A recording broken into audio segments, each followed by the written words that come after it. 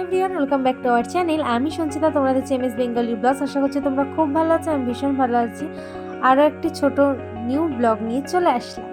তো এখানে দেখতেই পাচ্ছ 5ই সেপ্টেম্বরের জন্য আমরা কিছু অ্যারেঞ্জমেন্ট করছিলাম আর সাজানোর জন্য এগুলো লাগবে। আর এইদিকে আমাদের গানের রিহার্সাল চলছিলো, যেহেতু আমি ভিডিও করছিলাম ওই জন্য আমাকে আর দেখা যায়নি। আর এখানে হচ্ছে কি ইনভাইট করতে যাচ্ছে সবাই, তার জন্য সেই ইনভাইট কার্ডগুলো বানিয়েছিল, সবাই হাতেই বানিয়েছিল। কি সুন্দর লাগছে না? এবার কে কে দেবে এরকমভাবে একজন একজন করে দেয়া হচ্ছিল।